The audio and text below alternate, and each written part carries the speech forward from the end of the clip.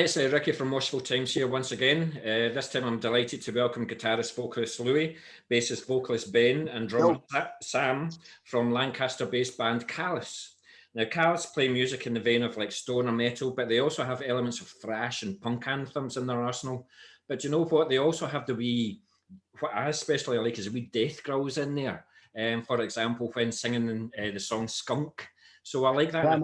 I think you should do that more. But anyway, so how are you guys doing? How you've been through lockdown and things like that? I take it all your friends and family are all okay? Absolutely. Yeah. Everybody's okay on my end. I mean, as okay as we can be. Do you know what I mean? Yeah. Everything okay with your jobs? I mean, I was unfortunately made redundant last year, but I was fortunate enough to get another job. But you are all okay that way as well? Oh, mate, my jobs have been up and down, left, right, and centre, mate. You know, I'm starting somewhere new on Monday coming actually, but you know, I've job hopped, man, throughout the whole lockdown. It's been pretty shit, to be honest. Yeah. Well, hopefully it's light at the end of the tunnel now. But so, with the lockdown all but over, and with your debut album being released in early 2019, then, so have you guys been using this time constructively and written more songs? Yeah, man. That's exactly what we've been doing. Yeah, that's literally what we've been doing. Yeah. So we've got this album coming out this year. It's coming out in October 29th, I believe that's correct. With Trepanation Recordings. Thank you, Dan Dolby at Trepanation. Absolute hero, man. So he sorted us out with that. And so we've been writing. A lot of the songs have been written for, you know, just after Hogpocalypse came out, really. You know, the ideas are always kind of milling around, you know, extra riffs and things like that, and you know, things that we want to shout about or whatever. Yeah, man, but that's coming out this year, so we've been busy. That's actually what I was going to ask. Like, are some of the songs quite old already, or have you just started completely brand new in the last 6 months or something like that, and it was quite quickly written? They are. Essentially, they are quite old. We've had them about for a long time, but they're sounding very new. Yeah. As we have a new drummer, Sam, who's brought his own sound with him, and it's just changed the vibe of what we've been doing, really, hasn't it? Yeah, man, definitely. So, how long have you been in the band, Sam? I think you approached me on I think it was Halloween, which is quite fitting for a metal band. Is when you approached me. And then we were recorded in February, so I came down and they asked me to play some songs with them, but they didn't show me any other clips from the old drummer. They wanted my own take on it, my own sound. So we did that for a few weeks, and we agreed to keep me on, and I agreed to stay as well. And then off we went from there. And for a few months. It was 12 sessions we had altogether. Was it 12 weeks? 12 sessions? And it was very, very quick. Yeah. The first session that we jammed together was definitely on Halloween. And then, like you say, it was February. We went away to actually record it. Yeah. So it was a very quick turnaround. It was a challenge, but it's good fun, and it's brought it down. It's changed little aspects, but it's been exciting. Things have been brilliant. It's new. It's a new industry for me. All this metal stuff, and I'm loving it. It's good. Yeah. But that's a good thing. Sorry, no, it's an interesting point. What Sam says there is like, Sam brings it's like a different kind of shade of color, like, to the songs. Like say, like Ben said, some of them existed for a while previously. They're all written like around the same time or just after Hogpocalypse, and then there's some much newer stuff in there as well. I think we wrote one of the songs on the album. Like we finished writing it in the studio, and it was written like a week or two before we actually went to the studio, because we wanted to keep some of that like real in the moment, spur of the moment kind of vibe as well.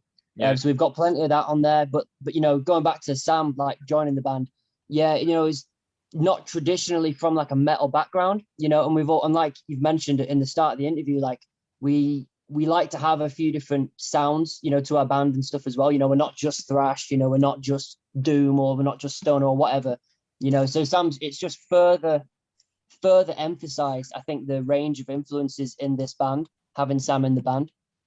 So I think it's been a good mix, man. And, and I think the album reflects that very well.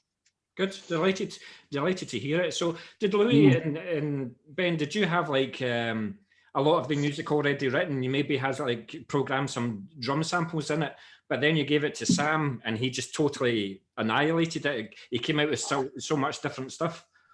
Well, there's like I said, there was Sludge Goes Loud. That was brand new, so like that's coming. Everything else is kind of not one song got completely rewritten. The rest we sort of just adjusted to each other, didn't we, to make them fit, to make them work, and they have. Do you know what I mean? They really do work. Yeah, definitely. I think the album, we recorded it in demo format prior to lockdown with our previous drummer, so that was in a slightly different vein. Most of the songs were demoed that way. So then when we asked Sam if he wanted to join, we used some of the demos as like a rough blueprint, but then we always made it very clear from the start, I think, saying to, Sam, yeah, man, make it your own, Like, how would you approach something like this? Keep the kind of the general vibe of the song, similar, but and then like Ben said, one of the songs we did completely gut, left, right, and center, and changed the structure. And I think we probably added like an extra 5 or 6 minutes onto the song itself. But yeah, it's been great, and there was a good sense of urgency as well, because we had it booked in for, like I say, February to record. Yeah. So it was like, shit, we've got to get to this finish line and deliver when we're there, So it was fun, nerve-wracking, and I think we'd all do it again in an instant, Yeah.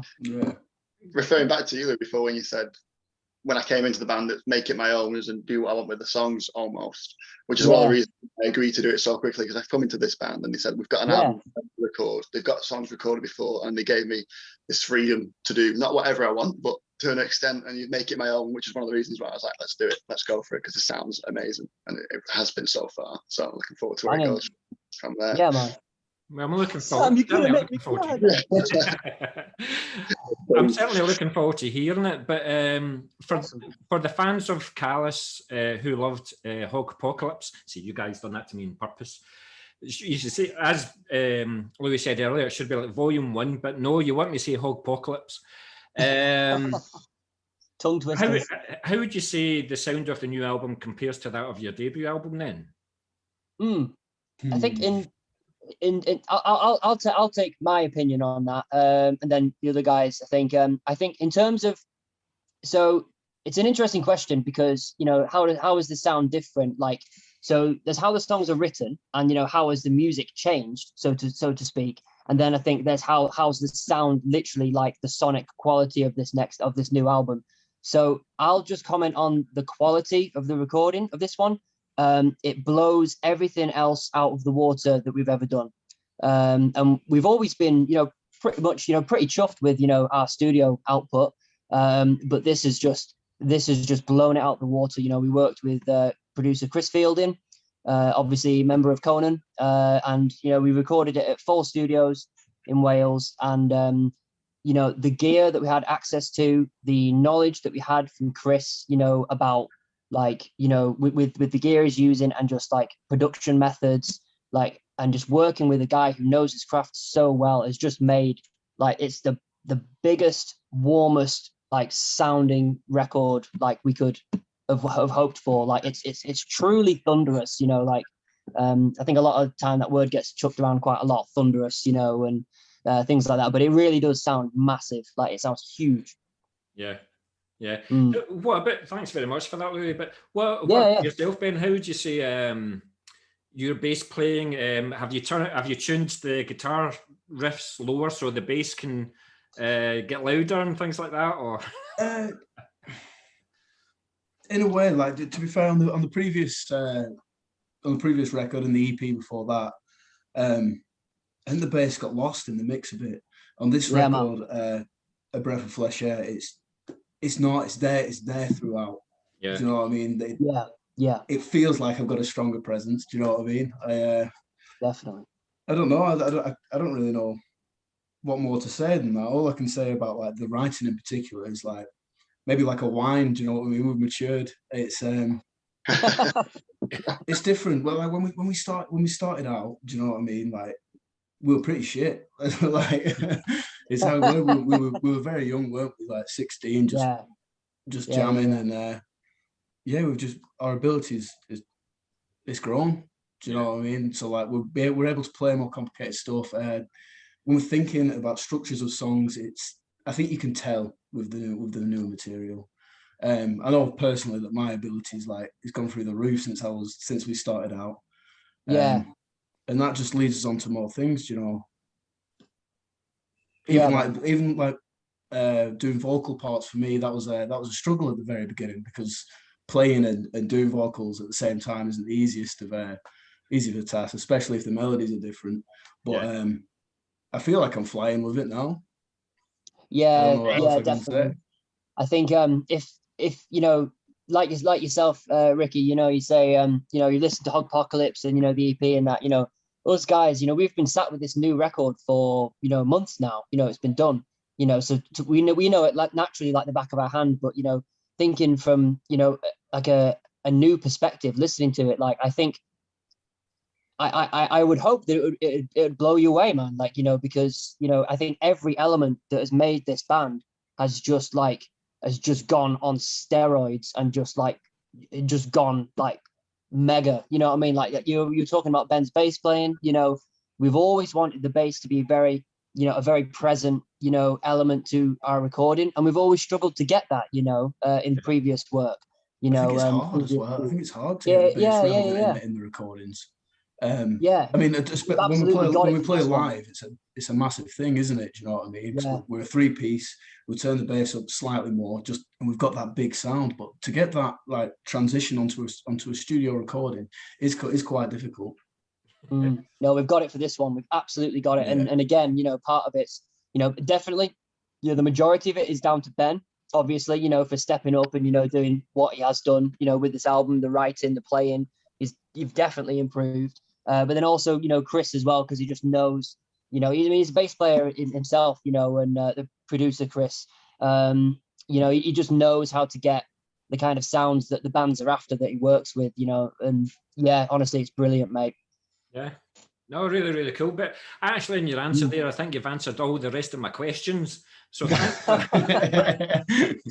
for that, because what I was going to ask was, with the recording of Apocalypse, will there be anything that you've taken forward to your next release, like your learning experience? Because I think, if I'm right, you've done all this yourself, it was self-recorded, self-produced and everything like that. But now that you've got a record label behind you, you've got much bigger and better opportunity to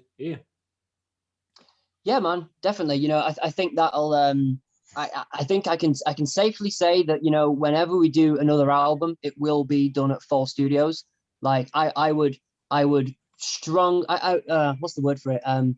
I would be surprised if we could find somebody who could top the Fall Studio experience. It's a very, very, very sought after and sort of like a pedigree, you know, for UK heavy bands, I believe. And I do believe I'm right with that, but yeah.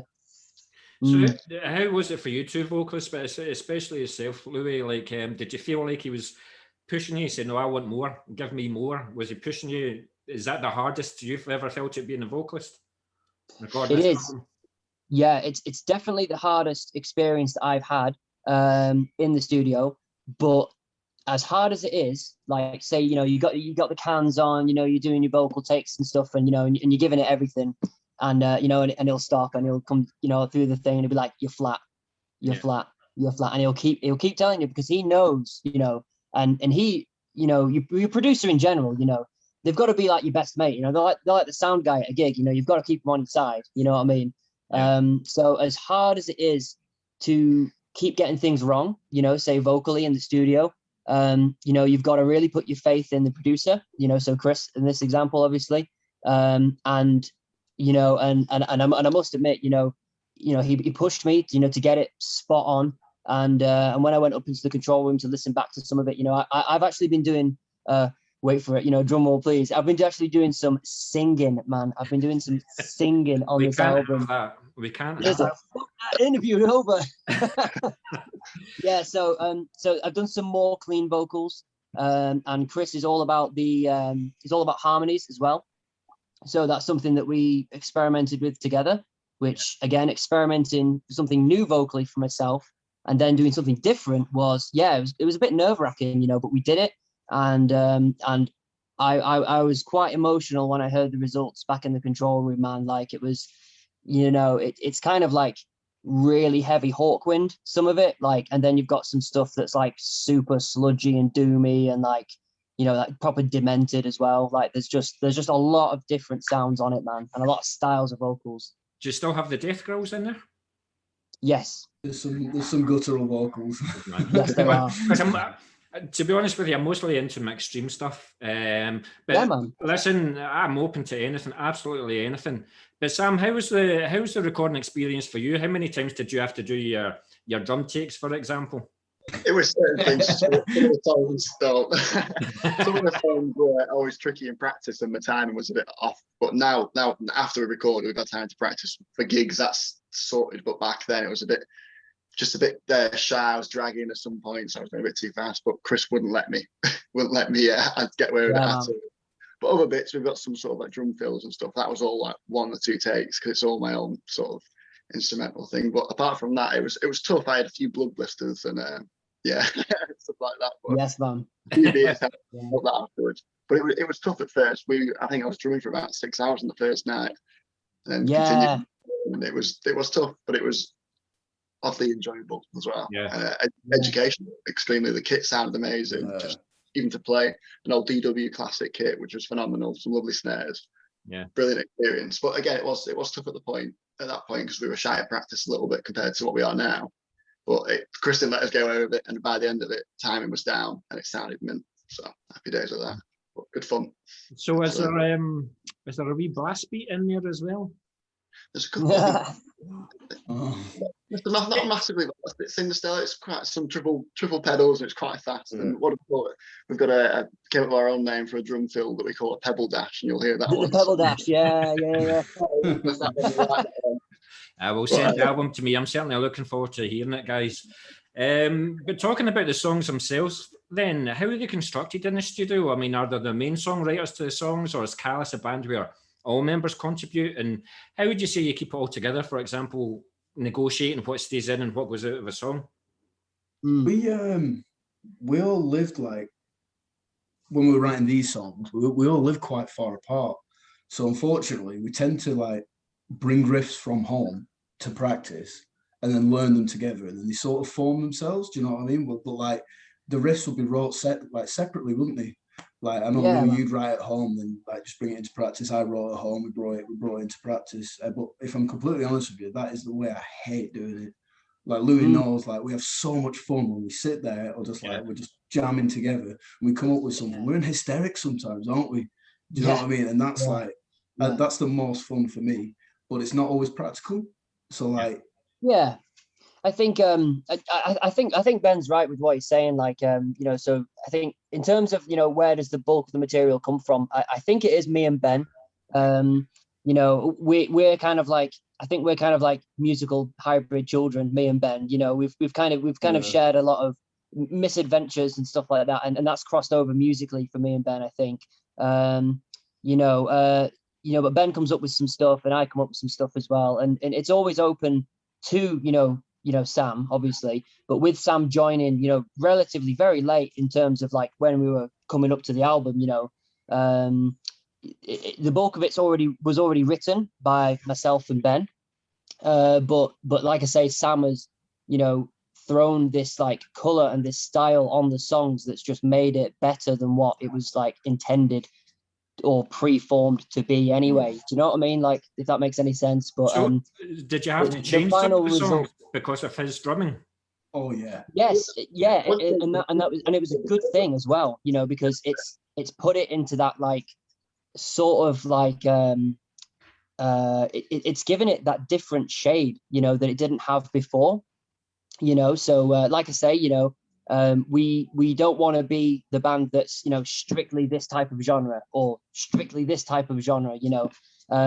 With Sam's style, it's kind of blended a lot of genres together already on top of what I would like to believe mine and Ben's kind of sounds are, you know, they take influences from different things anyway, you know, so it's just furthered that, you know, range of styles, I think, you know. Cool, Sam. So is Louis the guy that will send you a riff at 4 o'clock in the morning? Thankfully, no. You'll wait till practice. You'll send us a few videos of you on the piano getting the keys right, but apart from that, he'll keep it all to practice, and that's where we go through it all. Thankfully, it doesn't wake me up.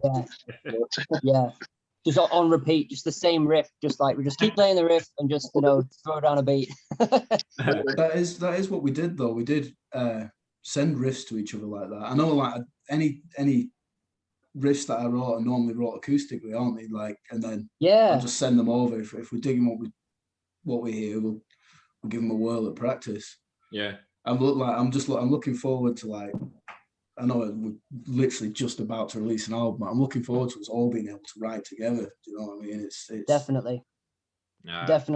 It's cool. It's that fun. Is something. Yeah, that is something that our band has, missed. Because we just before Sam joined, we got like a permanent practice space in Preston at Gem Studios. So it's like a home for the band finally after like 7-8 years or something like that. Because we always just used to like rent stuff, load gear in, load gear out, quick practice, and that was it. But we've got all our stuff there, and it's much more comfortable now at this new place. So there's going to be once we've done the kind of album cycle for this, album coming out, there's going to be a lot more kind of like, sitting, relaxing sessions, writing together and in the moment stuff. So it's going to be an enjoyable writing experience this next time around, I believe. Good stuff. Well, I'll be sure to interview you again when that happens. Dude, yeah, man. Yeah, we're always. Yeah, cool. So, Louis, with you being the main vocalist of the band, then do you write all the lyrics for the songs, or do you welcome contributions from the other members of the band? Yeah, we share vocals and lyrics, me and Ben. I think we've always said between us, even though I think if you like tallied it on paper, which songs do I sing on, more, I probably do more vocals, but lyrics and vocals, they've always been split between me and Ben as equally as we can, thinking like, whose voice suits this kind of subject matter the most. Usually the more kind of brutal the subject matter, Ben's your guy. I've got a bit of a growl as well, and but like I say, I've been trying some cleans as well. I think this new album is no exception. There's the two voices very prominent on this album, and they've never sounded as good as they do for this one. Would say that, and definitely Ben has seriously knocked it out of the park with this one. There's a track on the album. It's called Fatberg, and that's a brainchild of Ben's. So the lyrics all the lyrics are his, and he features heavily for the vocals. It's mainly his lead song, so it's just brutal, absolutely brutal, man. Cool. So Sam, have you ever felt like left out and thought of like bringing some backing vocals in yourself? I don't think you'd ever want to hear me sing at all. I'm a drummer for a reason. I like being at the back out there. I did ask Sam when we first started jamming, I said, do you want to do some vocals? And he was like, no. The idea terrifies me, so I'm happy just miking the drum kit up and leaving them away from on my mouth. Thanks. So I'd imagine though if he sang, he'll probably turn the band into like a Motley Crue or something like that. You'll sound like Vince Neil or something. But Sugar me. So I'm going back to Hogpocalypse again, just for a wee second. Am I right in saying that you only released one video for it, and that was Zygo? Is that right? That's true. Yeah. What I found a wee bit unusual about that was it was an instrumental. So was there always plans to release more videos, but obviously COVID messed that up, or was this done intentionally on purpose? I think it's a question. It's a question of a bunch of things. Budget is obviously one, factor to be taken in. These things do cost, a fair amount of money, to be done right and, to be done justice to the songs. So we went all in for a video, and I think, personally, I think Zygo, even though there's no lyrics, is actually the deepest song on the album. Yeah. And it leaves, and because it's instrumental, I think it leaves a lot more room for the viewer or the listener to kind of make up their own subject matter, So I don't know how familiar you are with the Zygo video and stuff, you know, but it's we were blown away with how that turned out. Yeah. And yeah, nice one, man. Thank you. You know, we felt it really cut quite deep, that one, and we found it was quite relevant. And actually, it kind of predicted coronavirus as well, because you can see the little viruses, you know, taking over the world at the end of the video and stuff. So it's pre-COVID. So we knew about this happening, really, but just nobody wanted to ask us, and nobody checked in on us when the pandemic happened, and we said, you know, it's going to happen. So yeah. Do you want to know what's also cool? That was a joke, by the way. Right. I know. I saw a number of your videos, especially your live videos as well. Occasionally, at the beginning, the crowd would be sparse, but as the gig got on, the crowd would be coming forward and forward and forward, and many more. So I think it's just like your hypnotic riffs and the various genres of music that you play in your songs. It just draws people in. So it might have started quite like, I think it was a Hammerfest one, but then by the end of the set, there was a hell of a lot more people there. So that's kudos to you guys. But yeah, just like I said about the Zygo, I just thought it was a wee bit unusual, like only releasing one video of the album, and again, it was an instrumental, but don't get me wrong, it's still a damn fine track. It was a nice way to end it. You know, it was a nice way to end the album off as well. More videos, you know, we would release way more videos, you know, but you know, we, thanks to a bit of hard work and dedication, you know, the band pot can, you know, fill up a little bit quicker each time we do something like that. So, you know, we're always looking for, you know, different, you know, mediums and different styles of videos. You know, we've got one coming out we're planning for one of the songs that we're releasing prior to the album dropping. It won't be what you expect, but like you say, kind of hypnotic. You know, we like that kind of vibe. And yeah, you know, I'm looking forward to you seeing that as well. You know, it's not a traditional music video in the sense of, you know, band in a warehouse, you know, getting up in the camera. You know, we're not into that. You know, we like to try and do it a little bit differently where we can. I'm just wondering if you've got sixth sense, because I was just about to ask. So, have you got any plans for future videos for this new album? Then you just I do have sixth sense. Yeah, I actually do. So. yeah. There is a video coming. Like I say, it's not. I guess you could call it more of a visualizer. I won't give it away yet. I mean, should I give it away yet? I don't know if the guys know what I'm talking about. Like, well, I don't know. I'm talking about the time lapse. Yeah, I knew what you were talking about. I knew what you were talking about. But I don't know if you should say it. The time lapse coming out.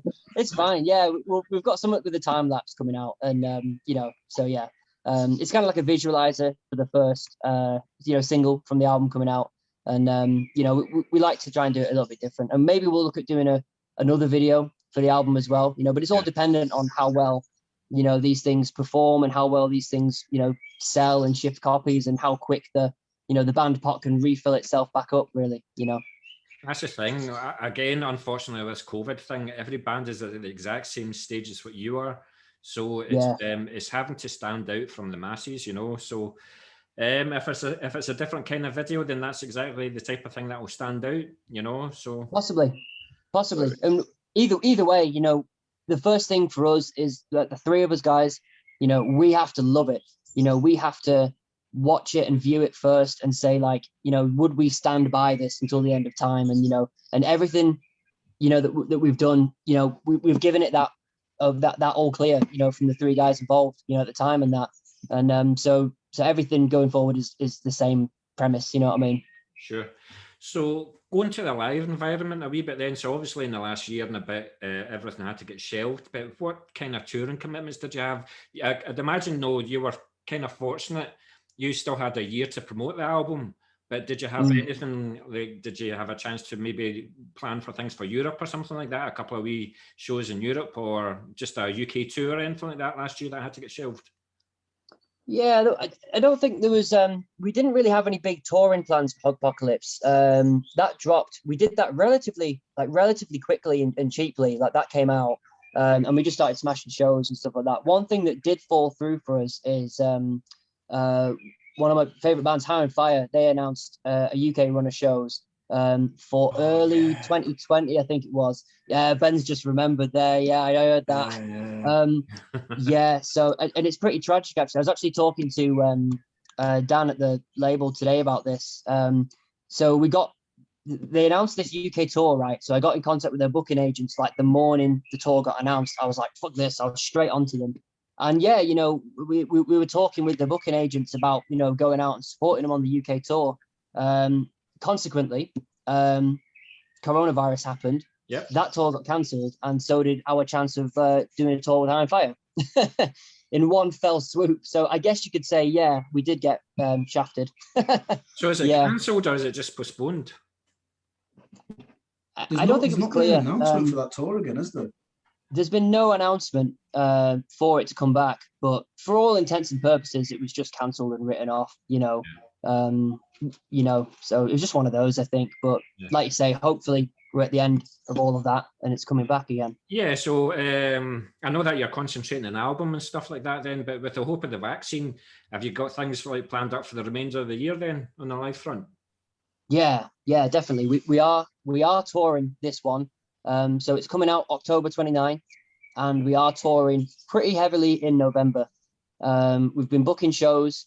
We're doing like some northern dates, some southern dates. Obviously tying it back to, say again, sorry. Wait a minute. See, when you said northern, I said, how far northern are you going?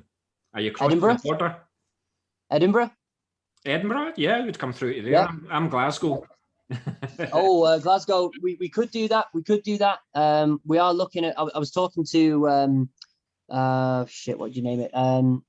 Bannerman's. We were talking to Bannerman's today. I was, and then there's the one opposite as well. Is it the Banshee Labyrinth? Yes. Yeah, we were talking to those guys. So amazing venues. So we're trying to figure out with those guys. So keep your eyes peeled in November, you know, because we're looking at doing shows left, right, and center because we want to be hitting the road proper with this album. Yeah, cool. You've got two amazing venues there. Yeah. With Glasgow, there's about half a dozen venues within a stone throw of each other, but all in all, there's about a dozen venues that you could easily play here. So we welcome you across the border. Hey, thanks a lot. Thanks a lot for that, guys. Talking about like the live front, so obviously you couldn't have done anything for just over a year now, but did you actually discuss about doing like a virtual gig? Didn't we? I think it came up at some point. Again, you know, during the lockdown, we were saving really for this album that we've, you know, obviously now recorded. So we were saving. So every penny that we were getting as a band was going towards paying for this studio to do this album. So yeah, a live stream would have been awesome. We managed to stream an old full show of ours at the Yorkshire House in Lancaster. We managed to stream that on YouTube. So we did that, but we never did like a proper live stream. It would have been cool though, you know. We spoke about doing it, didn't we? Like there was the fair at Preston in Preston. I think they were doing it, but like we never actually got round to. Nah. To get it sorted. We're focusing on practicing for gigs later in the year to get the set right and stuff. It's not really time, was it? But yeah, exactly. Yeah. It was all going into album prep, wasn't it? Really, to be honest. If we were at where we are now a few months ago, we probably would have done it. To be honest, we would have been ready. Yeah, quite probably. Yeah. Because I can imagine it'll be quite difficult. It'll be easy for Ben and Louis because they can just pick up their instruments, whereas you'll be in the kitchen getting the pots and pans out and your wooden spoons, you know. Unfortunately, I've tried it. So. Jumbo Jambes at the studio. So, having known you guys for some time on social media now, things seems to be very settled on the band members front then. So how would you say you keep it all together? Like, again, when negotiating what stays in and what stays out of a song, for example? I don't know. We don't come across that often, do we? Like, we don't. There's not often like a conflict of interest, if you will. Like, we all just tend to say yes. It seems to go. Go on, man. Go on. No, I was saying there's no, like I said, there's not a massive conflict. It seems every idea put forward and it seems to work. I think so. I think we're pretty. Yeah, I think we're pretty well tuned in, to be honest. You know, everything just seems to kind of gel quite nicely, and I think a big part of when Sam were joining as well was like, you know, we said like, you know, just be honest, like from the get go, like if you know, and this goes to all the members of the band as well, all three of us, you know, like it's just honesty is the key, you know, if you're not enjoying it, why do it? You know what I mean? Yeah. Well, to be honest with you, I'm quite disappointed with your answers because I was expecting like blood on the walls and fisticuffs in the studio and stuff like that. But so Sam, we've had those days. We've had those days, man. Trust me. Yeah. So Sam, these two guys have been the founder members of the band then. So what, have you been in bands like previous? Is this all totally new for you, or? This genre's totally new. I used to be in like a blues funk band back in the day. Nothing really came of it. We were just jamming. We used to have a practice room. We used to live there when we were 17, 18. That's where I met you. That's how I recruited Sam. I remembered him. We've come across it once before, and then after that, I've worked in a cover band, looking at just pub gigs and whatnot. Quite fun, but not as challenging as this. Like I said, when this arose, I've liked the metal industry. I've just never delved into it, and this is my chance to really go, head first. It's enjoyable so far. So, yeah. Well, I'm looking forward to hearing your drumming style on the new record then. So see how you've changed the band. But moving on from that then, and going back to the live front, I see you guys are playing Badgerfest in October of this year. So I think you're very much looking forward to playing that gig. Fucking right, man. Yeah. Fucking right. Yeah. It's a long time coming that. We've been trying to get onto Badgerfest for a while. Yeah. But, yeah, I don't know who finally caved, but we got the gig. So. Well, that's actually what I was going to ask. Do you remember if it was John coming to you, or did you apply for it, or did John see you at a gig, or? So John contacted myself last few weeks, of which we said yes straight away. Yeah, so it was lovely. Admittedly, I'm not going to play the big I am. Another band had pulled out, so he did contact us. A band had pulled out, so he thought, right, I know Callus and wanted to do it. So yeah. So we got the gig. That's all I care about. Well, especially now that it's actually sold out. So yeah, hopefully everything's going to go to plan and all, because I'm actually coming down for it. Nice. Like I said, we're going to be doing Moshville Radio, but we're going to be doing live interviews. So we're going to be in the pub, which is being a Scotsman is self-explanatory, you know what I mean? So we're going to be in the bar, and we're just going to interview bands and stuff like that. So don't think this is going to be the only interview, by the way. Oh yeah, man, that's fine. So basically, you're saying it starts like the classic joke: a Scot walks into a bar. Yes, and we drink it dry. We drink it dry. I'll tell you what, they've got Stella on tap there at the bread shed, the pub at the side. They've got Stella on tap. Trust me, I'll be on it. Yeah. I don't know what you call it down there, but we call it wife beater up here. It's a similar thing here. We call it Cinder Stella. Yeah. 2 pints of that, and I have to get a taxi home. But well, 2 boxes of that, and we have to kick Ben out the studio. True story. Good stuff. But going back to Badgerfest then, is there any other bands in the bill that you're especially looking forward to seeing yourselves? Your own personal tastes? Beetlejuice, fan. Beetlejuice. Yeah. Yes. They're actually coming up to Glasgow as well. They've got some good friends in Blood supporting them as well. So I'm looking forward to seeing Beetlejuice up here. Man. Yeah. Yeah, there's some cracking bands on there, man. Like obviously, John, himself, he's the human drum machine, isn't he? So he's playing playing half the gig. He's playing half of the gigs himself. Yeah. So I can't pronounce the name of the other band. It's got Agvir or I know. Avir. Yeah. You know what I mean? I'm going to have to interview these, and I don't know how to say their name either. I'm going to have to. Yeah, but those guys, John's band with Frenchie as well. I want to catch them on the first night. They sound really cool. He sent me the EP.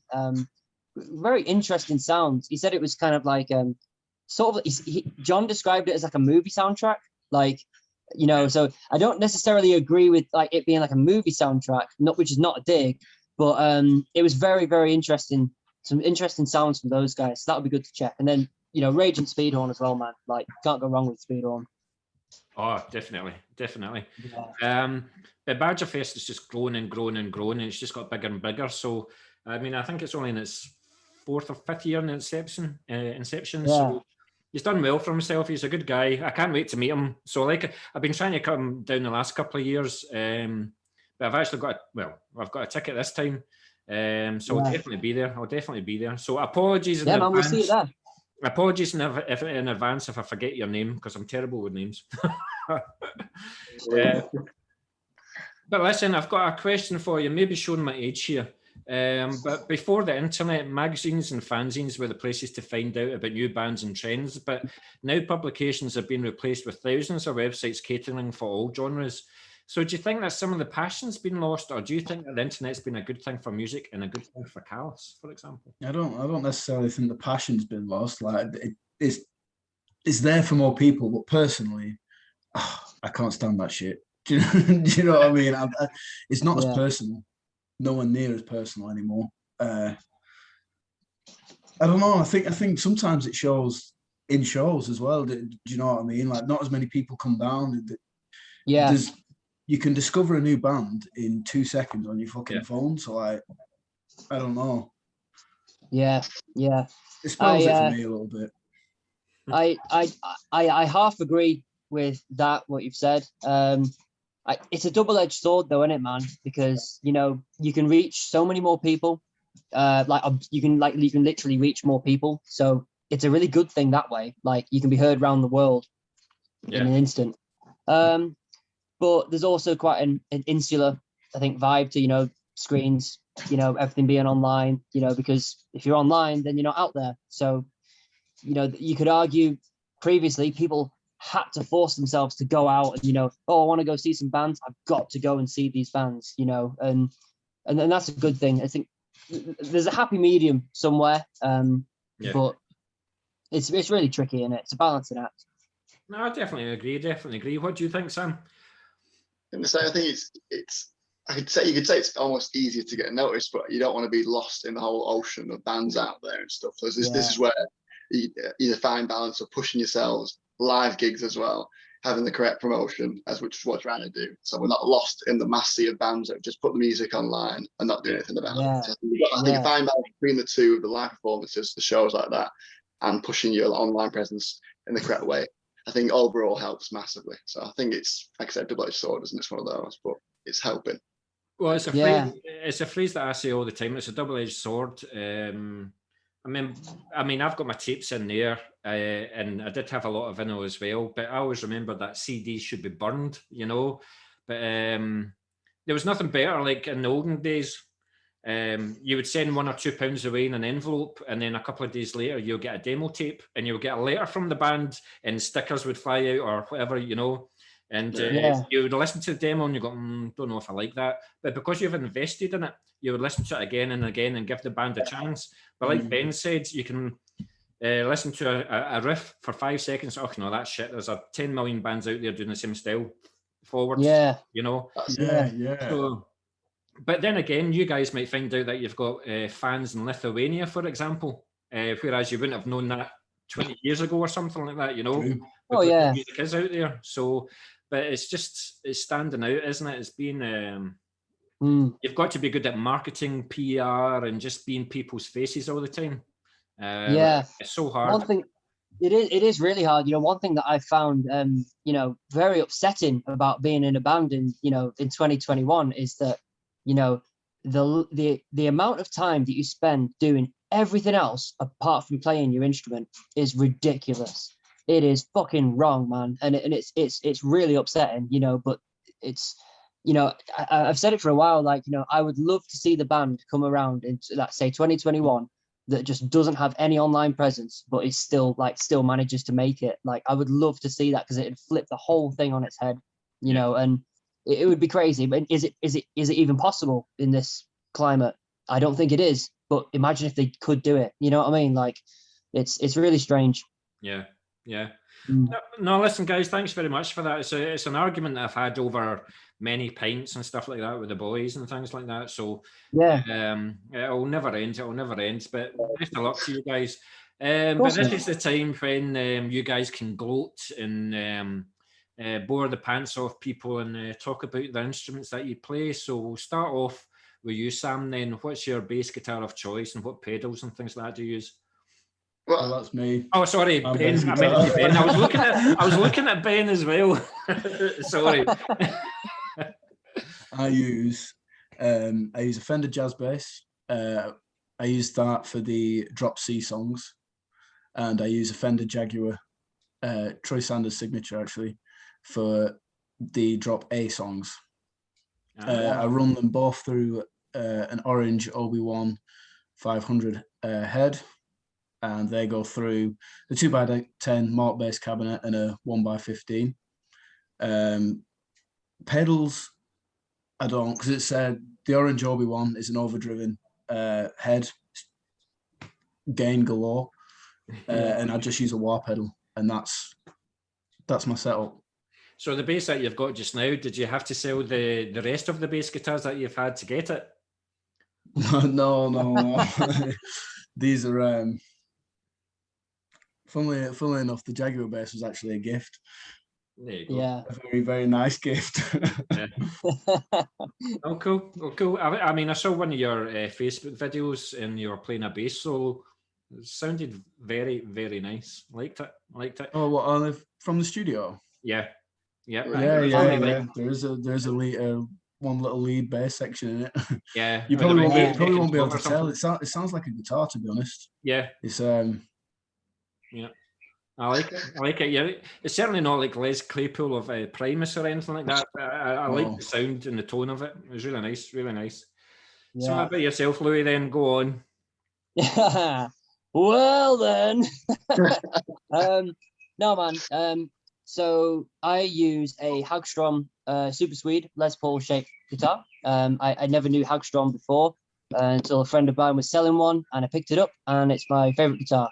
So it's like a Les Paul, but it's a Hagstrom, beautiful guitar that I use for the drop A stuff, of which there is more drop A on this album, which is very, very nice. Yeah. I like the heavier sounding guitars. Good. I've still got my Epiphone Explorer, which is, I've had that since the start of the band, like pre-2013. That is the Callus guitar for me. It's called Borehammer, because I'm totally sad like that, and I name my guitars. So when you play live, then if you're going on like a 6 or 7 day tour or something like that, would you take both of them with you? Oh, definitely. Yeah, 2 guitars minimum. So because we're using the 2 different tunings mainly, we technically have 3, but we're only using 2 for this new album. We have a little switch over during the set. We usually put some some horror movie samples, while we have a quick change of guitars and stuff like that, just to kind of keep the vibe going.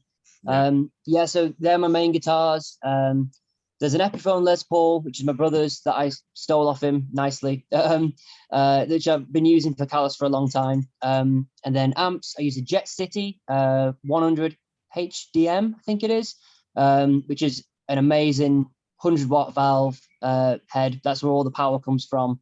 And then pedals, there's a Boss Chorus, a Electro Harmonix Octave multiplexer. There's quite a few. Phase 90, carbon copy delay, and then I used Ben bought an Electro Harmonix POG synthesizer as well, which is really cool because it sounds like Boss Kelloyd. I love those guys. So there's a nice little nod to that kind of sound in the album as well, because we're big fans of that band and that sound as well. So that's like a nice pedal that just clicks on in like 1 or 2 places. Man, he's definitely the geek of the band, I think, isn't he? Definitely. Yeah. With having taken part in a Warhammer tournament on the weekend, I think you've got that down to a teammate. So what about the vocals then? Like, have you went through a variety of microphones, for example, before you settled on the one that you used for the recording of the album, or you're not really fussed about what microphone you use? Not really. We get what we're given, don't we, when we go to gigs? We do. Yeah. I think we've got Shaw's, SM57s at the practice space, but admittedly, they belong to the band we share the room with. So we've never really hunted down our own microphones. And then, in terms of like what was used vocally at the studio, I honestly couldn't tell you, because Chris would be the man to figure that one out with. No, that's cool. Yeah. Listen, guys, it's been an absolute. Oh, sorry, Sam, I forgot about you. I forgot about the drummer there, as most bands do anyway. So no, I'm only kidding you on. So go on, tell me about your drum setup then. What do you have?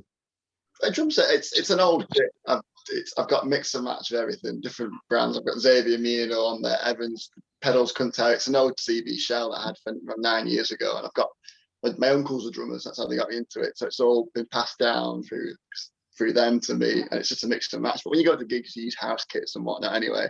So the kit rarely travels with me.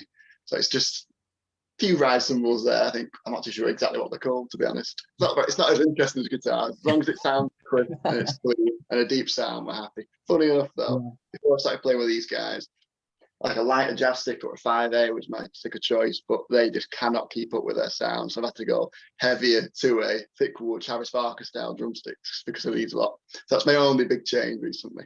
Well, apart from that, it's boring. You need small trees to play those. Oh, sorry? Say. You need small tree trunks to play our sound. Because that's what I was going to say, Sam. It looks as if you've been to the gym a couple of times. So I was actually going to ask you like what sticks it is you use, but you've already just asked that anyway. But you say about the sticks, though, you're going on to heavier sticks. What about the change in, because of the change in genre of music? What did you have to change the sound of your snare, for example, as well, quite drastically? Funny enough, we recorded the album and I fell in love with the snare. I don't know, it was an old snare from the 70s or something like that. And the head on it was a lovely, deep, dry snare. So I've asked Chris what the exact snare is for that, what the brand is. And I've got that on my snare at the moment, and it's changed the style. It's a nice, heavy, crisp, like almost, I'd say like 90s punk sort of sounding snare. I think it quite well, and that's what I've changed. I bought a heavier cymbal because it needs the heavier ride cymbals on there. I bought a double bass pedal because I've not used one in a short while, and it's all getting there. It's all sounding a bit bigger and a bit bolshier, which is what the sound needs for these guys. So it's working well so far. Yeah, man, it's a good sound. Yeah, I think we can't wait to get it out on the road, man. You know, like Badgerfest, like you say, for example. Then the November dates, and we've got a Manchester date in July as well. Which hasn't been announced yet, but we're playing the Star and Garter, which has been amazing. We've played there before a bunch of times, and we're very, very happy to be asked to come back to play the Star and Garter, man. Yeah. Well, I'm glad to hear that things are getting back to normal, and you're getting back in the live front again, because that's why you record music, to play it live, you know. Yeah. I'm really looking forward to seeing you guys. Really looking forward to seeing what you guys produce next. You know exactly where to send it to. Like I say, we do radio shows, we do podcasts, and we'll review it as well. So we'll promote the shit out of it as well.